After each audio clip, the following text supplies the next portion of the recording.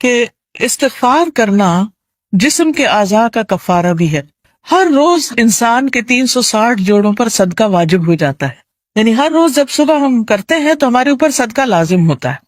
لیکن ہم میں سے ہر ایک کے پاس اتنے پیسے یا اتنا مال و دولت نہیں ہوتا کہ ہم صدقہ کر سکیں. تو اس کے لیے بہترین حل کیا ہے کہ انسان استغفار کرے، اللہ کی تسبیح کرے، اور 2 رکعت ضحیٰ کی نماز جو ہے، چاشت کی نماز یا اشراق کی نماز جو ہے، وہ جسم کے ہر جوڑ کا صدقہ ہے.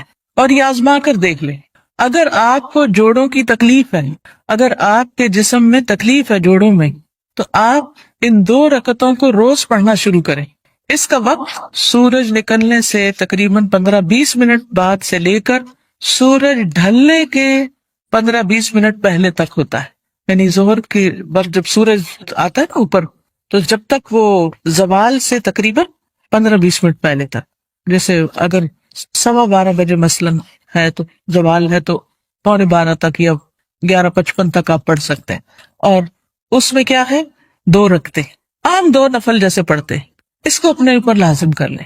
جب انسان یہ کفارہ ادا کر دیتا ہے تو اس کی گردن آزاد ہو جاتی، وہ اپنی جان کو دوزخ سے چھڑا لیتا ہے.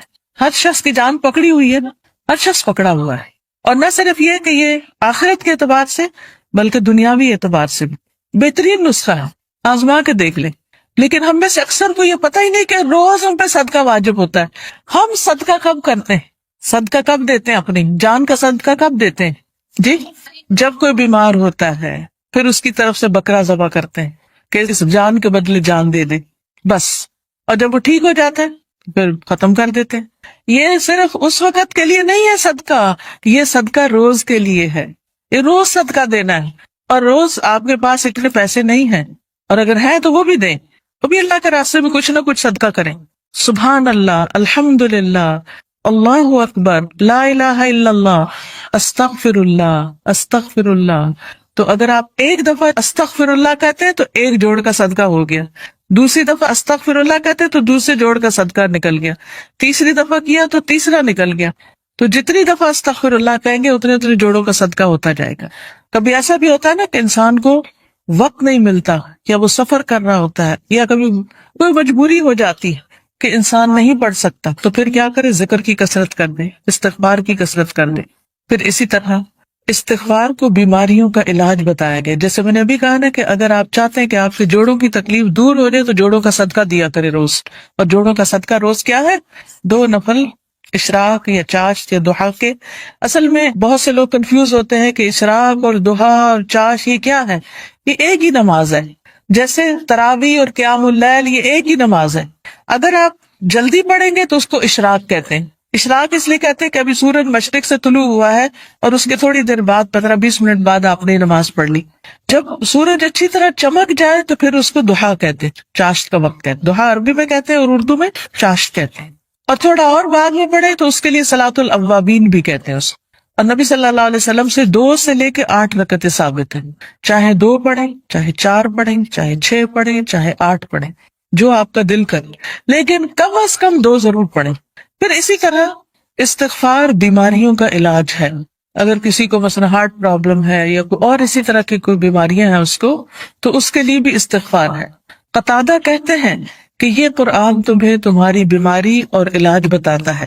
یعنی قرآن کے ذریعے تمہیں بیماریاں بھی پتہ چلتی ہیں، اور بیماریوں سے مراد یہاں روحانی بیماریاں اور خاص طور پر ذہنی پریشانیاں اور جذباتی اور دلی پریشانیاں، اور پھر اس کا علاج بھی بتاتا ہے. یعنی قرآن شفا ہے. قرآن مجید میں آتا ہے شفاء لما فی الصدور، کہ قرآن میں سینوں کے اندر جو ہے یعنی دل ہے ان کے لیے شفا ہے. پھر یہ کہا گیا کہ گناہ بیماری ہیں. گناہ کیا ہے؟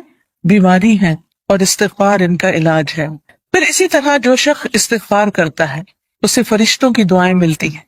قرآن مجید میں سورۃ الغافر میں آتا ہے الذین یحملون العرش ومن حولہ یسبحون بحمد ربہم ویؤمنون بہ ویستغفرون للذین آمنوا ربنا وسعت کل شیء رحمۃ وعلما فاغفر للذین تابوا واتبعوا سبیلک وقہم عذاب الجحیم. جو فرشتے عرش اٹھائے ہوئے ہیں اور جو اس کے ارد گرد ہیں، سب اپنے رب کی حمد کے ساتھ اس کی تسبیح کر رہے ہیں. اور اس پر ایمان رکھتے ہیں اور ایمان لانے والوں کے لیے بخشش کی دعا کرتے ہیں. سبحان اللہ، یعنی کتنی بڑی سعادت ہے. ایمان لانا کتنی بڑی اللہ کی رحمت ہے ہم پر کہ ہم اس پر ایمان رکھتے ہیں اور آخرت پر ایمان رکھتے ہیں اور عقیدہ درست ہے. کیونکہ ایسے لوگوں کے لیے فرشتے بھی ان کے دوست ہوتے ہیں اور ان کی مدد بھی کرتے ہیں اور ان کے لیے دعائیں بھی کرتے ہیں. جیسے ایک اور جگہ پر آتا ہے ان الذین قالوا ربنا اللہ ثم استقاموا تتنزل علیہم الملائکۃ الا تخافوا ولا تحزنوا وابشروا بالجنۃ التي كنتم توعدون نحن اولیاؤکم فی الحیاۃ الدنیا وفی الآخرہ ولکم فیہا ما تشتہی انفسکم ولکم فیہا ما تدعون نزلا من غفور رحیم. کہ بے شک وہ لوگ جنہوں نے کہا کہ اللہ ہمارا رب ہے، اللہ ہی کو رب مانا، اللہ ہی کو خالق مالک رازق مانا، ثم استقام، پھر اسی پہ جم گئے، ادھر ادھر نہیں دیکھا، کسی اور فقیر کے پاس نہیں گئے، کسی اور مزار پہ نہیں گئے، بلکہ کیا کیا؟ صرف اللہ کو اپنا رب مان کر اسی سے دعائیں کی. ان الذین قالوا ربنا اللہ ثم استقاموا، تو کیا ہوتا ہے؟ تتنزل علیہم الملائکہ، ان پر فرشتے اترتے ہیں. اللہ تخافوا ولا تحزنوا، نہ تم خوف کرو نہ تم غم کرو. وابشروا بالجنۃ التی کنتم توعدون، اس جنت کی خوشخبری پاؤ جس کا تم وعدہ دیے جاتے ہو.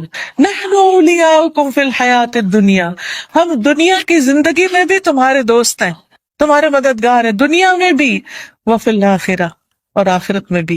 وَلَكُمْ فِيهَا مَا تَشْتَهِي أَنفُسُكُمْ، اور تمہیں وہاں وہ ملے گا جو تمہارے دل چاہیں گے، نفس خواہش کریں گے. وَلَكُمْ فِيهَا مَا تَدَّعُونَ، اور وہاں تمہیں وہ ملے گا جو تم طلب کرو، جو بھی مانگو گے مل جائے گا. نُزُلًا مِّن غَفُورٍ رَحِيمٍ، یہ مہمانی ہے اس رب کی طرف سے جو غفور الرحیم ہے. تو اس لیے جو شخص ایمان لا کے اللہ کو اپنا رب مان لیتا ہے، اسی کی طرف رجوع کرتا ہے، اسی سے مدد مانگتا ہے، تو اللہ سبحانہ وتعالیٰ اس کو مدد دیتے ہیں اور فرشتوں کے ذریعے بھی اس کی مدد کرتے ہیں. اور ایسے فرشتے جو اللہ کا عرش عظیم اٹھائے ہوئے ہیں وہ ان کے لیے دعائیں کرتے ہیں. اب دیکھیے کہ ہم سب کہتے ہیں، ایک دوسرے سے کہہ رہے تھے میں بہت پریشان ہوں، پلیز میرے لیے دعا کرو، اس کو کہتے ہیں دعا کرو، اس کو کہتے ہیں دعا کرو.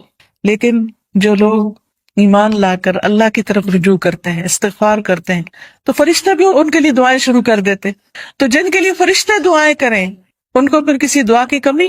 پھر آپ دیکھیں ایک اور کام، بلکہ آپ ہی سے پوچھوں گی کون سا ہے وہ کام جس کی وجہ سے فرشتے کیا، زمین کی ساری مخلوق دعائیں کرتی ہے، مچھلیاں بھی سمندر میں اور چیونٹیاں بھی زمین میں. کس کس کو پتا ہے؟ سب کو نہیں پتا، سب کو پتا ہونا چاہیے. ٹھیک ہے، وہ کس کے لیے؟ جو لوگوں کو خیر کی بات سکھائے، اچھی باتیں لوگوں کو بتائے، قرآن و حدیث کی تعلیم دے، سیکھے اور سکھائے. ایک جگہ پر سیکھنے والے کے لیے بھی آتا ہے. طالب علم کے لیے کیا خوشخبری ہے، فرشتے کیا کرتے ہیں طالب علم کے لیے؟ اپنے پر بچھاتے ہیں، تواضع سے اس کی رسپیکٹ کرتے ہیں. اور ایک اور میں آتا ہے یعنی اس کے اوپر سایہ کرتے ہیں. کتنی بڑی خوشخبری! پھر اس سے اچھا کوئی کام ہو سکتا ہے کہ ہم بھی ایسی مجلسوں میں شریک ہوں، ایسی جگہوں پر جائیں جہاں سیکھنے سکھانے کا کام ہوتا ہے، خود بھی سیکھیں، دوسروں کو بھی سکھائیں، دوسروں کے بھی کام آئیں. جب آپ یہ کام شروع کریں گے تو فرشتے آپ کے لیے دعائیں شروع کر دیں گے، مچھلیاں آپ کے لیے دعائیں شروع کر دیں گی، چیونٹیاں آپ کے لیے دعائیں کریں گی. اور آپ کو پتہ ہے نا کہ جب چیونٹی بھی دعا کرتی ہے تو اللہ تعالیٰ سنتا ہے. ایک دفعہ حضرت سلیمان علیہ السلام اپنے لشکر کے ساتھ نکلے کہ بارش کی دعا کریں، تو آگے گئے تو دیکھا کہ ایک چیونٹی اپنے پیٹ کے بل لیٹی ہوئی ہے اور اپنے ہاتھ اوپر کیے ہوئے ہے، اللہ سے دعا کر رہی ہے کہ یا اللہ تو پانی برسا تاکہ ہماری پیاس ختم ہو، یعنی ہم سیراب ہیں. تو حضرت سلیمان اپنے لشکر کو لے کے واپس چلے گئے کہ اللہ نے اس چیونٹی کی دعا سن لی ہے. تو پرندے بھی، درندے بھی، چیونٹیاں بھی، یہ سب دعائیں کرتے ہیں. تو اگر آپ دین سیکھنے اور سکھانے کے کام میں لگ جائیں گے اور اس کے لیے وقت نکالیں گے تو دنیا اور آخرت کی برکتیں نصیب ہوں. اور آپ کے دل میں ابھی خواہش ہوگی، اللہ اس کو پورا کر دے گا. آپ کی ضرورتیں پوری ہونے لگے گی، آپ کے مسائل حل ہونے لگیں گے، آپ کے دل کو راحت اور سکون ملے گا جو دنیا کی کسی اور چیز میں نہیں.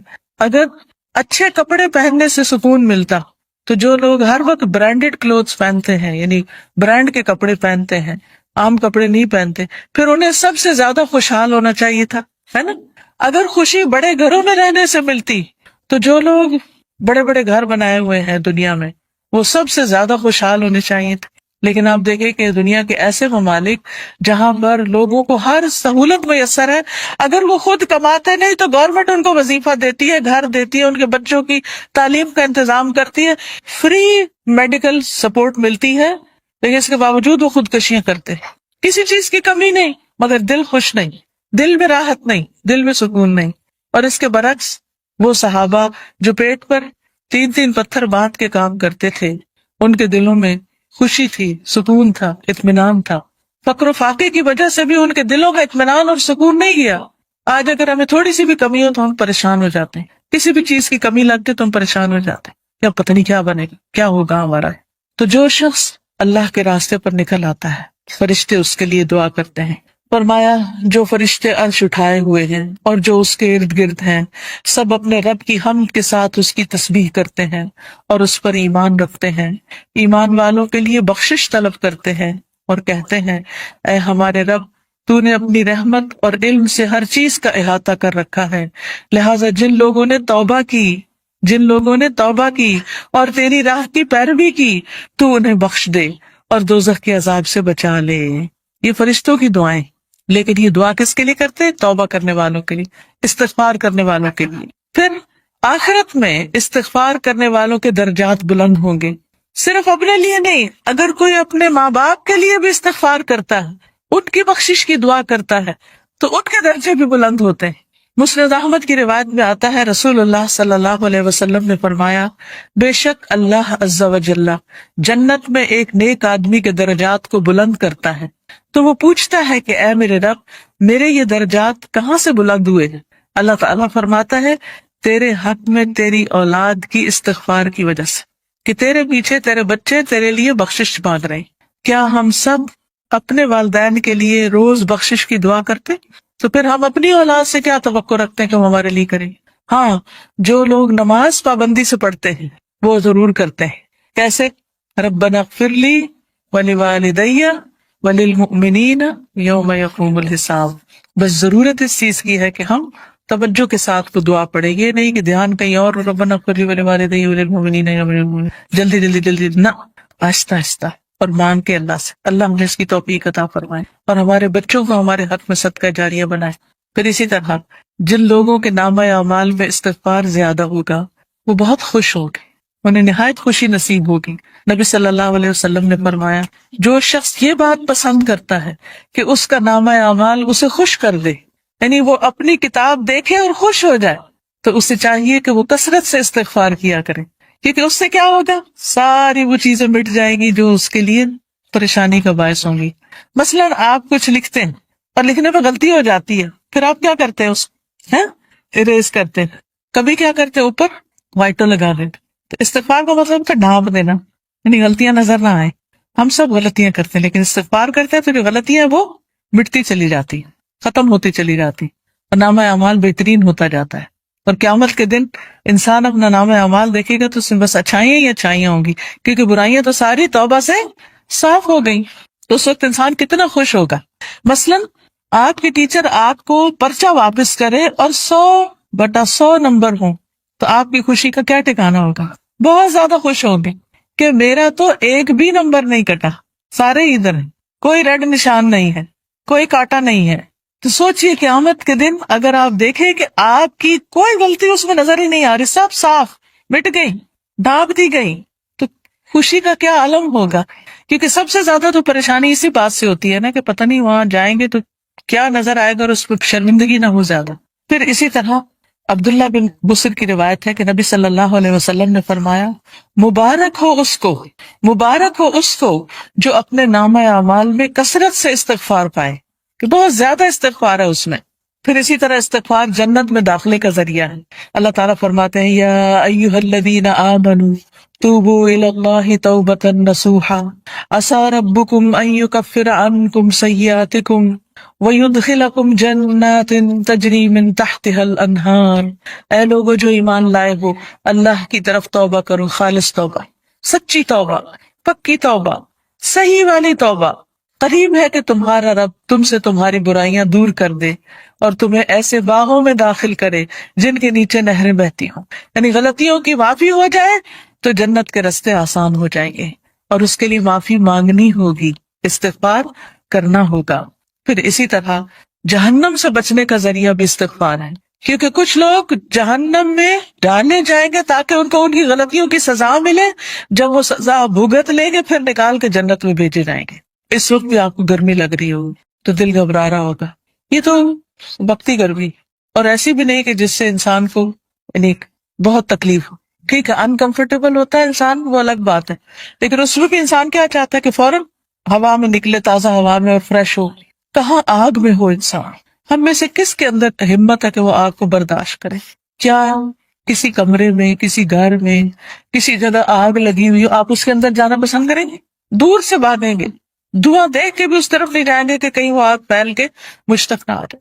تو قیامت کے دن ہم میں سے کوئی بھی نہیں جانا چاہے گا، اور اس کا طریقہ کیا ہے؟ پھر ہم دنیا میں ہی کثرت سے استغفار کر لیں، دنیا میں ہی معافی مانگ لیں تاکہ جہنم میں جانے سے بچ جائیں۔ اور اگر معافی نہیں مانگتے تو لا الہ الا اللہ پڑھنے کی وجہ سے جنت میں تو انشاءاللہ جائیں گے، لیکن سزا بھگت، اور وہ سزا بہت سخت ہے، اور نہیں پتا کہ کتنے عرصے کے لیے مل جائے، کیونکہ ہر ایک کی جیل کا وقت جو ہے مخصوص ہوتا ہے۔ رسول اللہ صلی اللہ علیہ وسلم نے فرمایا، اے عورتوں کے گروہ، عورتوں سے خطاب ہے ہم سب سے، اے عورتوں کے گروہ صدقہ کرتی رہا کرو اور کثرت سے استغفار کرتی رہا کرو، کیونکہ میں نے دوزخ میں جانے والوں میں سے زیادہ تر عورتوں کو دیکھا ہے۔ دوزخ کی اکثر آبادی عورتوں پر مشتمل ہے۔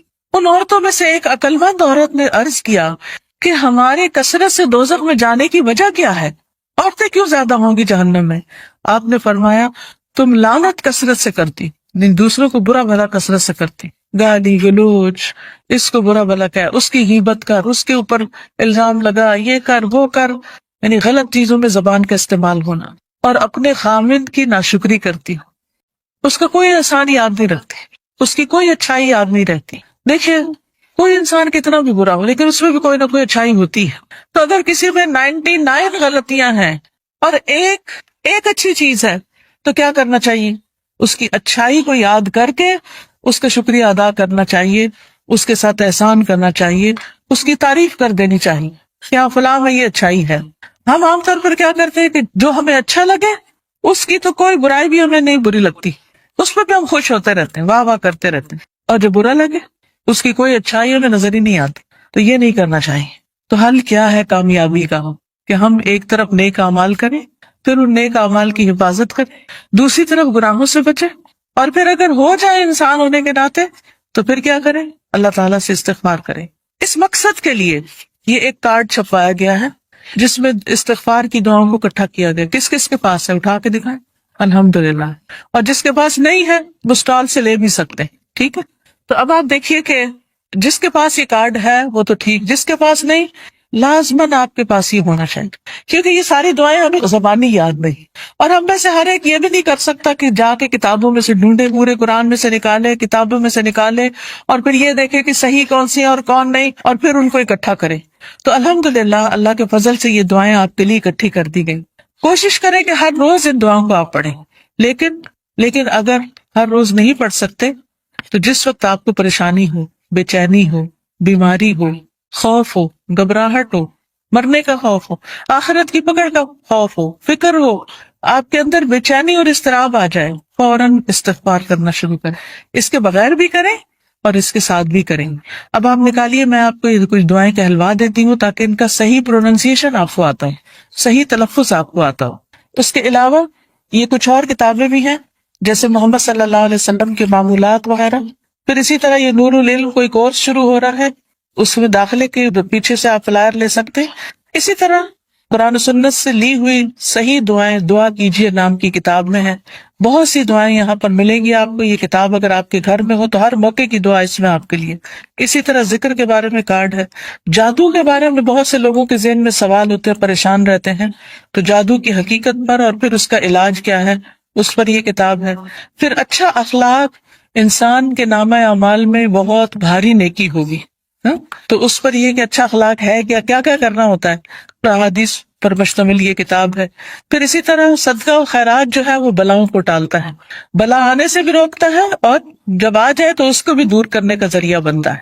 جیسے ایک حدیث میں آتا ہے، داؤ مرضاکم بالصدقات، اپنے مریضوں کا علاج صدقے سے کرو، یعنی اگر کوئی بیمار ہو جائے تو صدقہ کرنا شروع کر لو، تو صدقہ بھی ایک علاج ہے۔ تو یہ صدقہ خیرات کس طرح ہوتا ہے اس پہ حدیث پر مبنی یہ کتاب ہے۔ پھر اسی طرح رات کو سوتے وقت کے اذکار ہیں، رات کی نیند کیسی ہونی چاہیے اور کیا کرنا چاہیے کیا نہیں کرنا چاہیے، سنتیں کیا ہیں، تو یہ سونے جاگنے کے آداب اور اذکار ہیں۔ جو شخص صبح اور شام کے اذکار کرتا ہے اور رات ذکر کر کے سوتا ہے وہ ان لوگوں میں لکھ لیا جاتا ہے، والذاکرین اللہ کثیرا والذاکرات اعد اللہ لہم مغفرۃ واجرا عظیما، کہ اللہ کا ذکر کرنے والے مرد اور بہت زیادہ اللہ کا ذکر کرنے والی عورتیں، اللہ نے ان کے لیے مغفرت اور بہت بڑا اجر تیار کر رکھا ہے۔ تو اللہ تعالیٰ سے بخشش پانے کے لیے کیا کرے؟ اللہ کا ذکر کرے، رات کو ذکر کر کے سوئیں۔ تو سارے اذکار جو مسنون کتابوں میں ہیں وہ اس میں لکھ دیے گئے ہیں، اپنے بیڈ سائڈ ٹیبل پہ رکھ دیں، دراز میں رکھ دیں، جب سونے لگے اس کو پڑھ کے پھر سوئیں۔ پھر اسی طرح یہ ہے کہ رسول اللہ صلی اللہ علیہ وسلم کا تعارف ہے، تعارف حبیب کے نام سے یہ کتاب ہے۔ آپ صلی اللہ علیہ وسلم کی ذاتی زندگی کے بارے میں اور آپ کی خصوصیات کے بارے میں احادیث کی روشنی میں کتاب مرتب کی گئی ہے، اس کو بھی آپ دیکھ سکتے ہیں۔ پھر یہ ایک اور استغفار کے بارے میں کتاب ہے، تم کب توبہ کرو گے، بہت ہی بہترین کتاب ہے۔ پھر اسی طرح یہ ہے کہ حدیث میں آتا ہے کہ جو شخص یہ چاہتا ہو کہ اس کی عمر لمبی ہو، اس کی عمر میں برکت ہو اور اس کے رزق میں برکت ہو، اسے چاہیے اپنے رشتہ داروں سے اچھا سلوک کریں۔ استغفار کے اوقات اور مقامات، وہ اوقات اور جگہ کہ جن میں استغفار کرنا مستحب ہے، اگرچہ توبہ کے دروازے ہر وقت کھلے رہتے ہیں، جیسے کہ نبی صلی اللہ علیہ وسلم کا فرمان ہے، بلا شبہ توبہ کا دروازہ کھلا ہوا ہے، اس کو بند نہیں کیا جائے گا جب تک سورج مغرب سے طلوع نہ ہو، لیکن وہ اوقات جو دوسرے اوقات سے زیادہ بہتر ہیں، اور وہ جگہ کہ جن میں دعائیں جلد قبول ہوتی ہیں، ان میں سے چند اوقات مدرجہ ذیل ہیں۔ نمبر 1، سحری کا وقت، والمستغفرین بالاسحار، اور پچھلی رات کو بخشش مانگنے والے لوگ ہیں، اور اللہ سبحانہ وتعالیٰ کا ارشاد ہے وبالاسحار هم یستغفرون، اور یہ لوگ بوقت سحر استغفار کیا کرتے تھے۔ اور نبی کریم صلی اللہ علیہ وسلم نے فرمایا کہ میرا رب رات کے آخری تہائی حصے میں ہر رات دنیا سے قریب والے آسمان پر نازل ہوتا ہے اور کہتا ہے کون ہے جو مجھے پکارے اور دعا کرے اور میں اس کی دعا قبول کر لوں، کون ہے جو مجھ سے سوال کرے اور میں اسے عطا کروں، کون ہے جو مجھ سے مغفرت طلب کرے اور میں اسے بخش دوں۔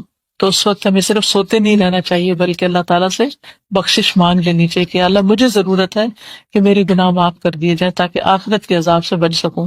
اور انہی اوقات میں سے ہے کہ نماز کے دوران اور اس کے فوراً بعد استغفار کرنا، انہی میں سے ہے کہ تکبیر تحریمہ اور سورۃ فاتحہ کے درمیان دعا کا پڑھنا، انہی میں یہ دعا پڑھنی۔ نماز کے دوران بھی جو استغفار کی جاتی ہے وہ بھی قبول ہوتی ہے، اور وہ کیا ہے؟ اللہم باعد بینی و بین خطایایا کما بعدت بین المشرق والمغرب، اللہم نقنی من خطایایا کما ینقی الثوب الابیض من الدنس، اللہم اغسلنی من خطایایا بالماء والثلج والبرد۔ اے اللہ میرے اور میرے گناہوں کے درمیان مشرق و مغرب کی سی دوری فرما دے، یا اللہ مجھے میرے گناہوں سے سفید کپڑے کی طرح پاک صاف کر دے، یا اللہ میرے گناہ پانی، برف اور اولوں سے دھو دے۔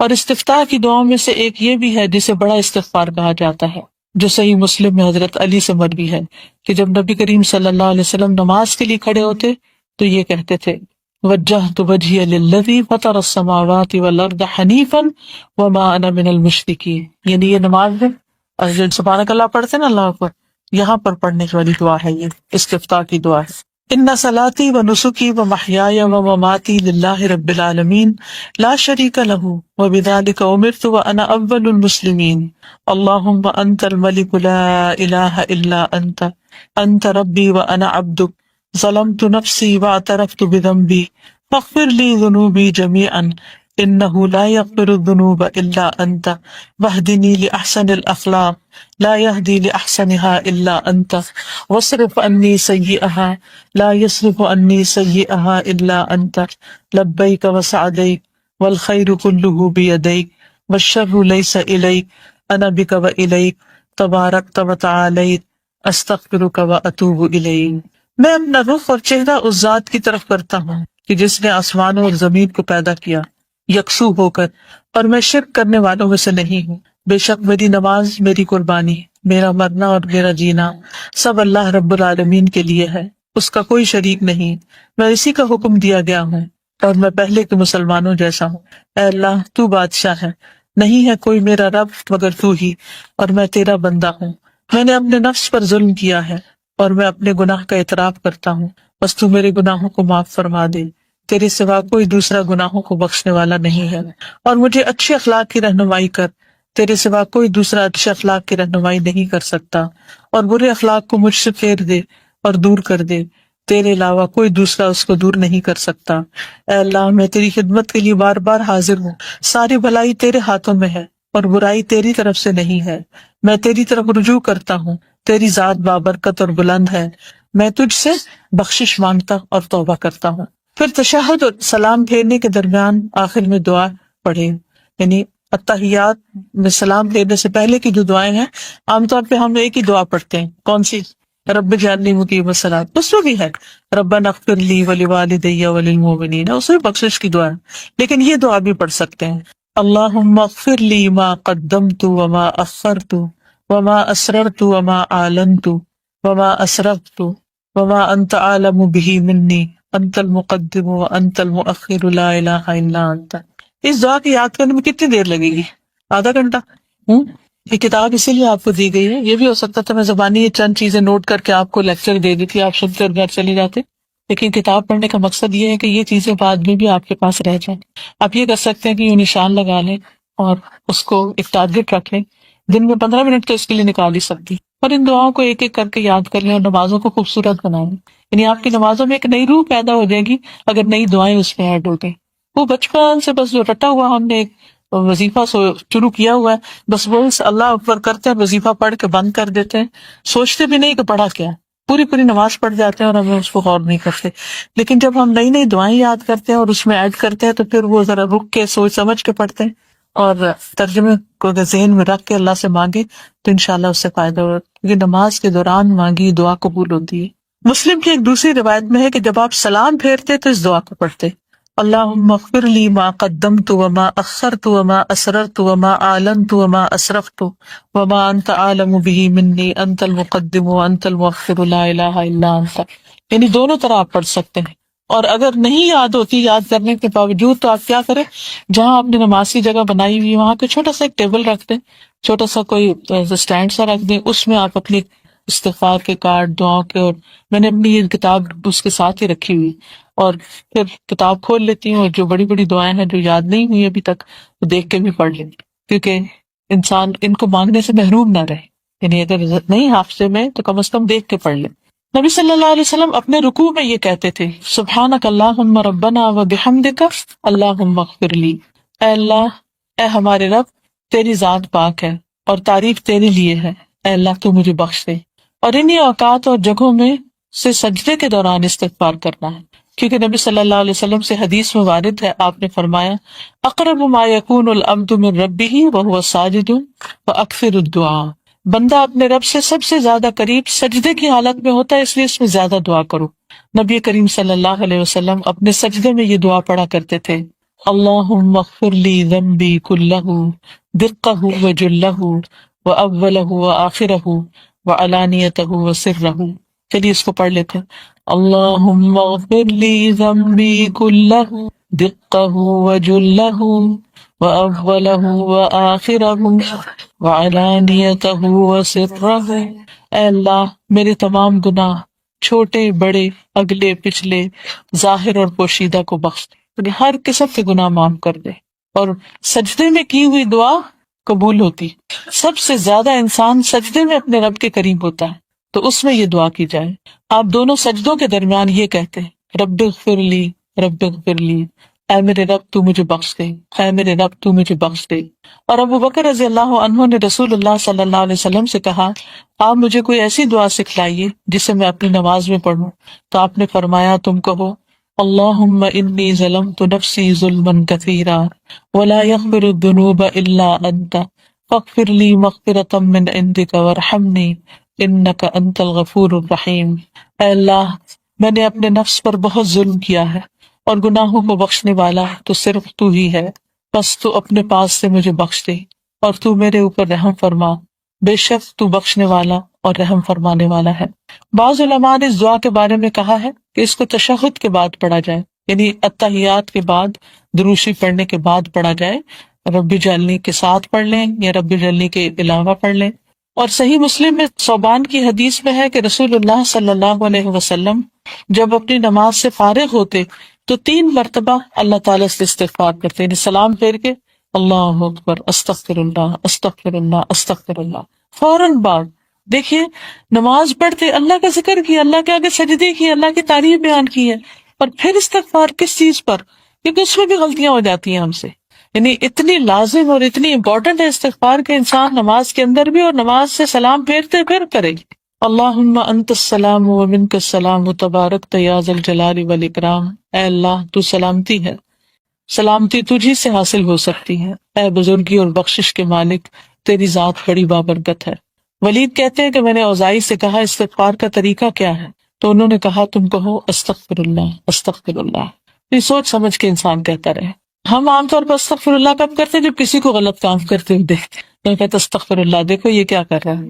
اس لیے مسلمان کو معلوم ہونا چاہیے کہ استغفار تکبیر تحریمہ کے بعد سے لے کر نماز کے ختم ہونے تک نمازی کے ساتھ ساتھ رہتا ہے، بلکہ نماز کے ختم ہونے کے بعد بھی۔ اس سے تمام کاموں سے فارغ ہونے کے بعد استغفار کرنا جائز اور مشروع ہے، اس لیے کاموں کو استغفار سے ختم کیا جائے، اسی طرح مجلس استغفار سے ختم کی جائے۔ سنن ابو داؤد میں ابو برزہ الاسلمی بیان کرتے ہیں کہ رسول اللہ صلی اللہ علیہ وسلم جب مجلس سے کھڑے ہونے کا ارادہ کرتے تو کہتے سبحانک اللہم و بحمدک اشہد ان لا الہ الا انت استغفرک و اتوب الیک، اے اللہ تیری ذات پاک ہے اور تو تعریف کے لائق ہے، میں گواہی دیتا ہوں کہ تیرے سوا کوئی حقیقی معبود نہیں، میں تجھ سے مغفرت طلب کرتا ہوں اور تجھ سے توبہ کرتا ہوں۔ اتنے میں ایک آدمی نے کہا کہ اللہ کے رسول پہلے تو آپ کبھی یہ نہ کہتے تھے، تو رسول اللہ صلی اللہ علیہ وسلم نے فرمایا یہ کفارہ ہے ان کاموں کا جو مجلس میں ہوتے ہیں، یعنی جب آپ کسی پارٹی سے اٹھیں، کسی مجلس سے اٹھیں، لوگوں سے باتیں کر کے اٹھیں، درس دے کے ایون اٹھیں، تو آخر میں یہ دعا پڑھ لیں سبحانک اللہم ربنا و بحمدک اللہم اغفر لی۔ نبی صلی اللہ علیہ وسلم جب بیت الخلاء سے نکلتے تو یہ کہتے غفرانک، اس وقت کیوں استغفار؟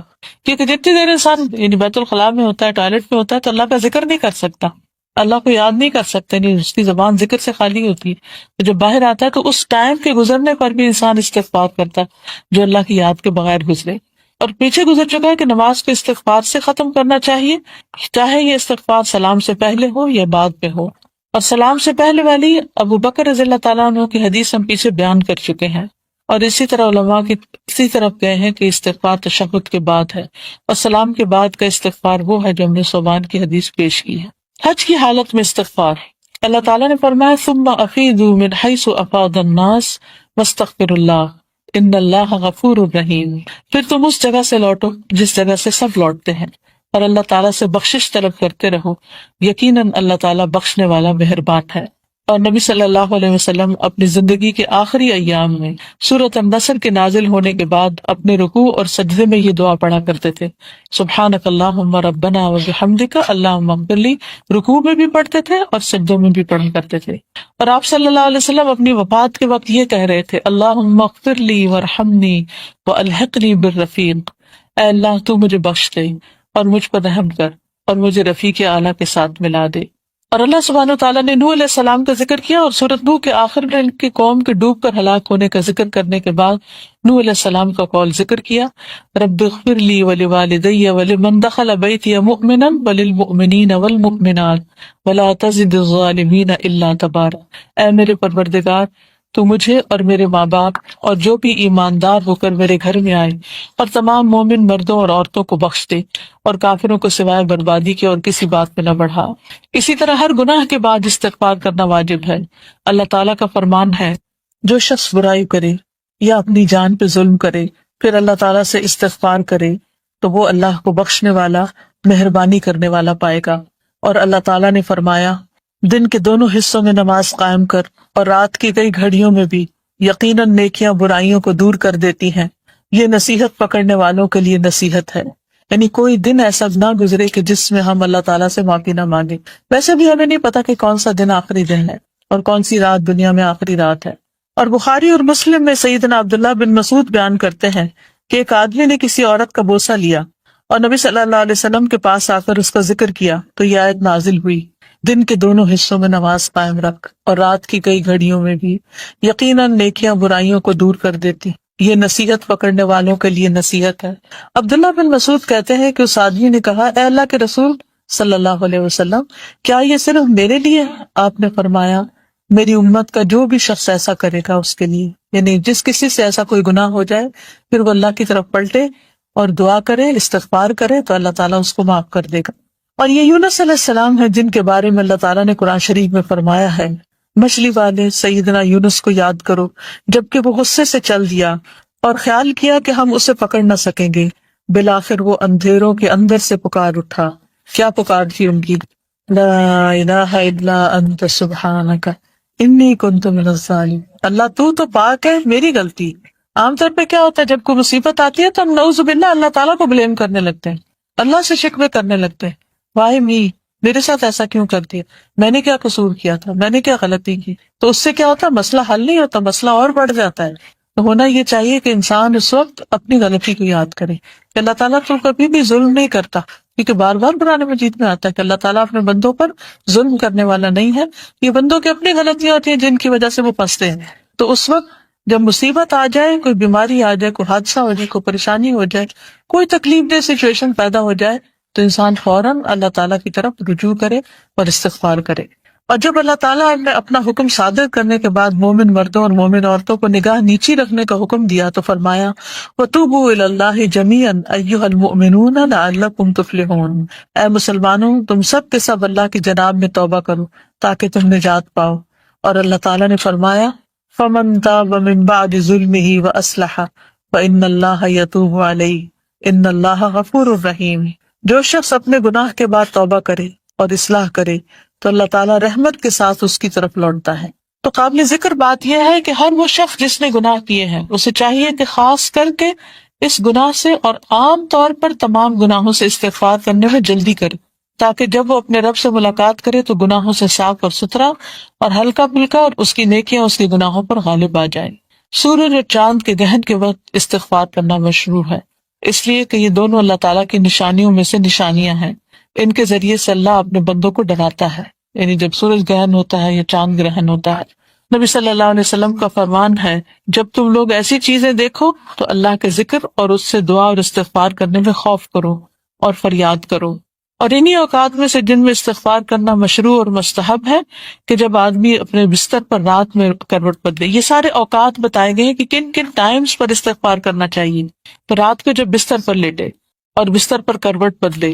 صحیح بخاری میں سیدنا عبادہ بن صامت بیان کرتے ہیں کہ نبی صلی اللہ علیہ وسلم نے فرمایا، جو شخص رات میں نیند میں بولتے ہوئے بیدار ہو کر کہے، لا الہ الا اللہ وحدہ لا شریک لہ، لہ الملک و لہ الحمد وہو علی کل شیء قدیر، الحمد للہ وسبحان اللہ ولا الہ الا اللہ واللہ اکبر ولا حول ولا قوة الا باللہ، اور پھر کہے اللہم اغفر لی، یا دعا کرے تو اس کی دعا قبول کی جاتی ہے، اور اگر وضو کر کے نماز پڑھے تو اس کی نماز قبول کی جاتی ہے۔ یعنی دعاؤں کی قبولیت کا وقت ہے، کسی کی آنکھ کھلی ہے دائیں سے بائیں پلٹے تو یہ دعا پڑھ لیں۔ سب کو یہ کلمہ تو آتا ہی ہے، لا الہ الا اللہ وحدہ لا شریک لہ، لہ الملک و لہ الحمد وہو علی کل شیء قدیر۔